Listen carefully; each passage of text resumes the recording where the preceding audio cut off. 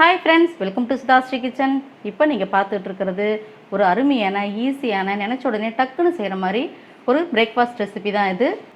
நம்ம வீட்டில் தோசை மாவு இல்லை அப்படின்னு இருக்கிற டைமில் கூட இதெல்லாம் டக்குன்னு செஞ்சு சாப்பிட்லாம். இதில் அரிசி மாவு தான் சேர்த்து செஞ்சுருக்கோம். வெறும் அரிசி மாவுன்றதால ஹார்டாக இருக்குன்னு நினைக்க வேணாம். அங்கே பார்த்து ரொம்ப சாஃப்டாக இருக்கும். இது எப்படி செய்கிறதுன்னு வீடியோக்குள்ளே போய் பார்க்கலாமா?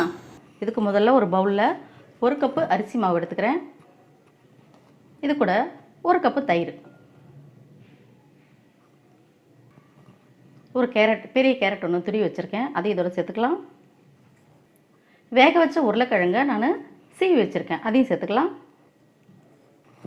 வெங்காயம் 1 கப்பு, அதையும் சேர்த்துக்கலாம். ஒரு 2 பச்சை மிளகாய் குட்டி குட்டியாக கட் பண்ணி வச்சுருக்கேன், அதை சேர்த்துக்கலாம். அடுத்தது மல்லித்தழை, 1 ஸ்பூன் சீரகம், மிளகாய்த்தூள் ஒரு 1.5 ஸ்பூன் சேர்த்துக்கலாம். இது நிறைய வெஜிடபிள்ஸ்லாம் இருக்குல்ல, காரம் நமக்கு கம்மியாயிடும். 1.5 ஸ்பூன்.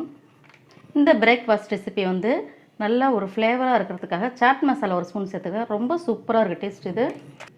இதுக்கு தேவையான அளவுக்கு உப்பு, இது எல்லாத்தையும் சேர்த்துட்டு கடைசியாக நான் பேக்கிங் பவுட்ரு 1 ஸ்பூன் சேர்த்துக்கிறேன். இது ஆப்ஷனல் தான், தேவைப்பட்டால் சேர்த்துக்கோங்க, இல்லைன்னா தேவையில்லை. நம்மளோட ஈஸியான சிம்பிள் பிரேக்ஃபாஸ்ட் ரெசிபிக்கு எல்லாமே நம்ம போட்டாச்சு. அடுத்தது நம்ம இப்போ இதை கலந்து விட்டுக்கணும். இதில் நம்ம சேர்த்த தயிர் கண்டிப்பாக இது வந்து நமக்கு பத்தாது, அதனால் கொஞ்சமாக தண்ணி ஆட் பண்ணிக்கலாம். இதெல்லாம் கலந்து விட்டுருவோம் முதல்ல. இது நினச்ச நேரத்துலேயே டக்கு நம்ம செஞ்சிடலாம். எல்லா வெஜிடபிள்ஸும் சேர்த்து செய்கிறதுனால ரொம்ப ஹெல்த்தியானதும் கூட. குழந்தைங்களுக்கு பிடிச்ச மாதிரி நல்ல ஃப்ளேவரில் இருக்கும். இந்த சாட் மசாலாலாம் சேர்த்ததுனால ரொம்ப வாசனையாக இருக்குது. இது நல்லா கலந்து எடுத்துகிட்டு வந்துடுறேன்.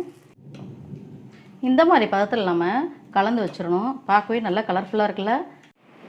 இப்போ தோசைக்கல்ல நான் ஹீட் பண்ணியாச்சு, ஆயில் அப்ளை பண்ணிக்கலாம். நம்ம கலந்து வச்சுக்கிற மாவை இந்த மாதிரி சின்ன சின்னதாக சுட்டு எடுத்துக்கலாம்.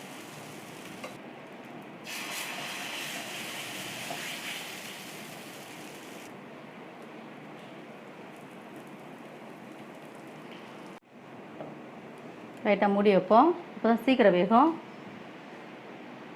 இப்போ திறந்து பார்க்கலாம்.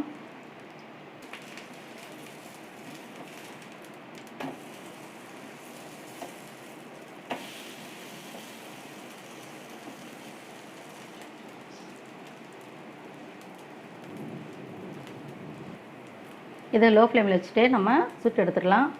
இப்போ அடுத்த பக்கம் வெந்துருச்சான்னு பார்க்கலாம். நல்லா கலர்ஃபுல்லாக வந்திருக்கு.